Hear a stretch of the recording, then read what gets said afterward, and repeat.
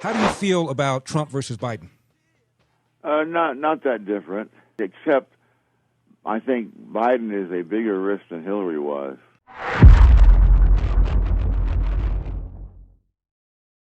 All right, friends, in this part of our video, we are about to end this thing, but I want to end it strong. This is Thomas Sowell. Thomas Sowell is a gift.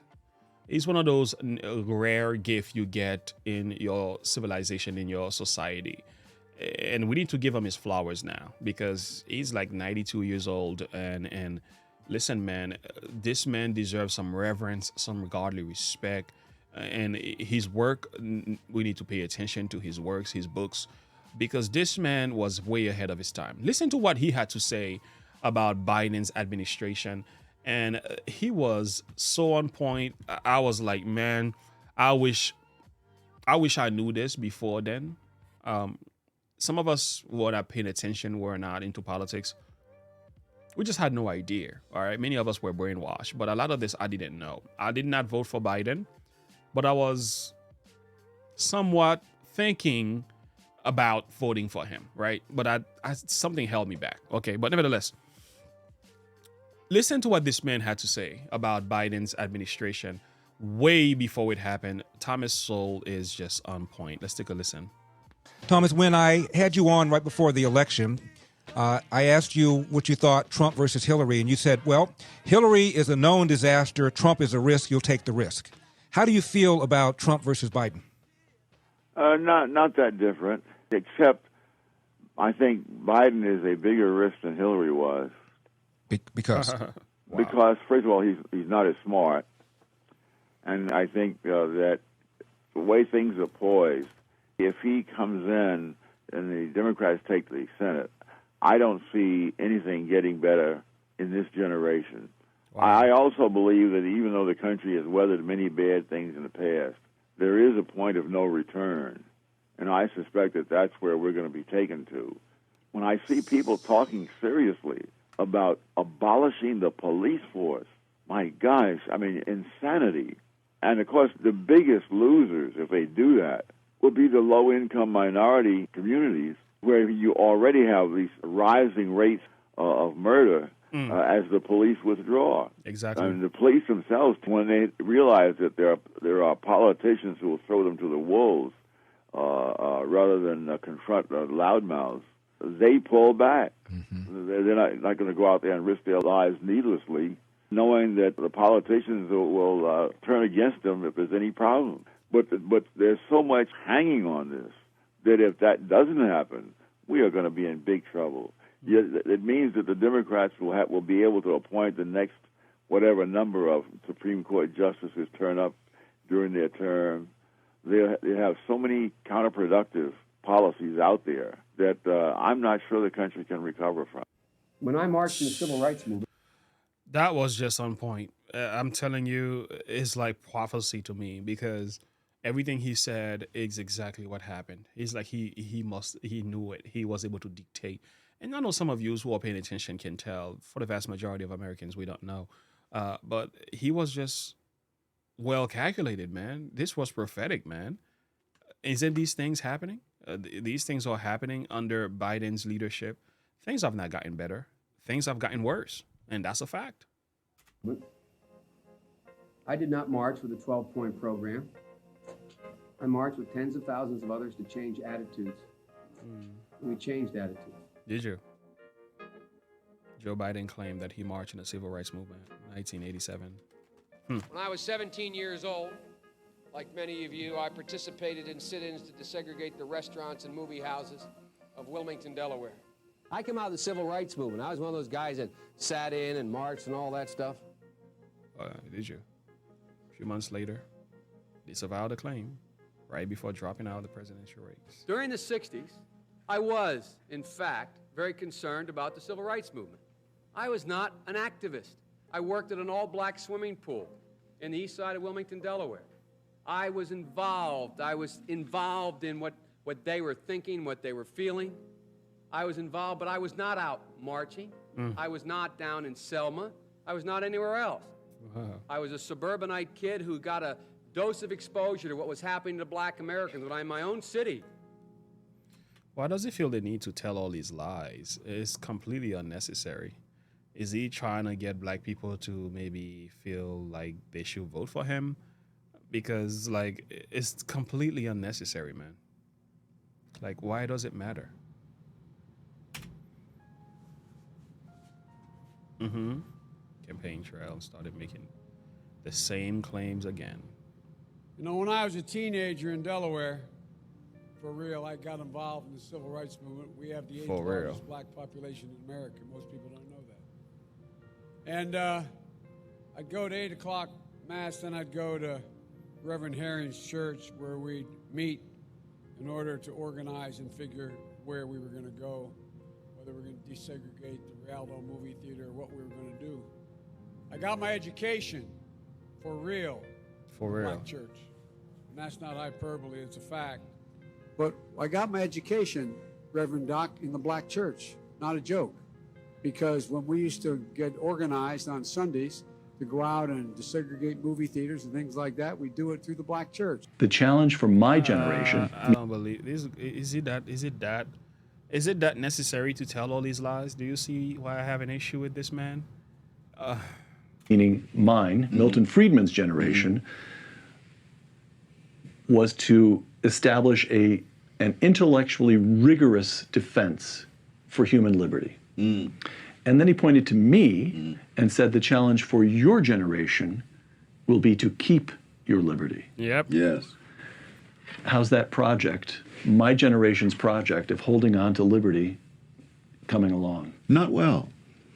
One of the reasons I'm glad to be as old as I am is that it means I may be spared seeing what's going to happen to this country, either internally or as a result of international complications. Is there anything, as you look at the current prospect for this country and the Western world, that would cause you to dance in the streets?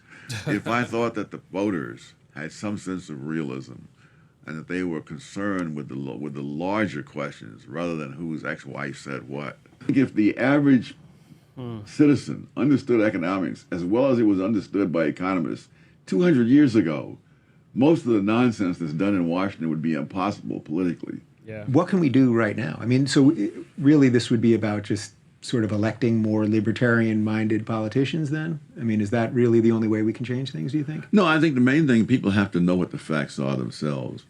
If everyone knew what all the facts were, I think you'd have an entirely different set of people elected. The utter gullibility of the public that follows such people, believes such people, disregards all hard facts about what such people are actually doing and what the actual consequences of what they're doing are, and just go with the flow of the rhetoric and the wonderful sounding things like, hope and change. I have to say, Obama was pretty good with his words, though. He knew how to put it together. Even though he was saying things that were simply nonsense, but he knew how to articulate his words. He had the charisma, the enthusiasm. He just knew what to say and how to say it. But when you do a little bit of digging, you realize he was just nonsense. Well, we don't hold elections to make people feel good. We hold elections to find people who have what it takes to have the life and death of millions of Americans and the future of the country in their hands. Exactly, man. Say that again. Good. We hold elections to find people who have what it takes to have the life and death of millions of Americans and the future of the country in their hands. Exactly. I think we've come to a place where we are giving to emotion so much, and emotion has become the law of the day. And instead of trusting in God and say things for what they are, people is now, you're supposed to, be all about people's feelings. And that's the problem that's killing us today. That's not what it's all about. You have a constitution to uphold. You have laws to abide by. Doesn't mean you cannot consider somebody's emotion and pain and situation and perception. It's just that you have to take into consideration the core beliefs of our society, what works for the majority, and what people really care about. But instead of that, today is all about diversity, equality, equity, or and inclusion. It's all about that. Instead of talking about things that really matters, right? Real debate needs to happen. Things that has to do with the economy, with faith, with the political realm. These things are neglected. Real issues are neglected, and we are talking about change, transgender rights and so on. It's just like, don't we have bigger issues to worry about? Elections are not held just for social participation. They're not held just to vent our emotions. They're held to elect people who will hold our lives and the lives of our loved ones in their hands, as well as the fate of the entire nation. And I think to go out as if we're voting for, for a homecoming queen or something is madness. I advised in that column that people who really haven't had a chance to study these things and know much about it, that their most patriotic act would be to stay home on election day rather than vote on the basis of their whims or their emotions, which is really playing. It's best you didn't vote if you went to vote on the basis of your emotion. That is amazing. Why? Because you should have values, you should have reasons, you should have laws and principles by which you are governed. And if you don't have these things, you just make your decision simply because you feel a certain type of way.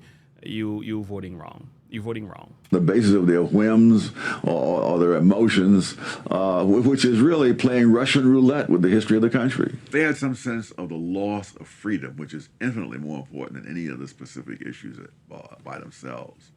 That is, Obamacare really is a huge step towards the loss of freedom.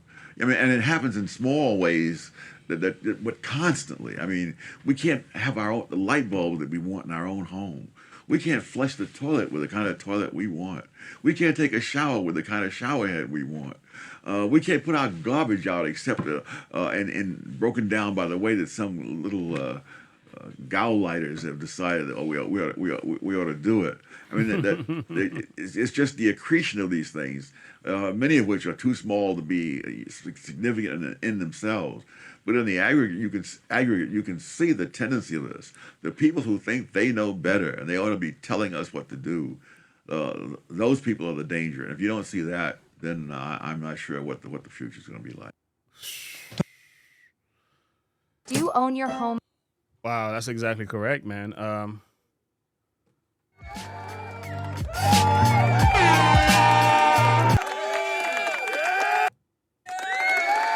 Exactly.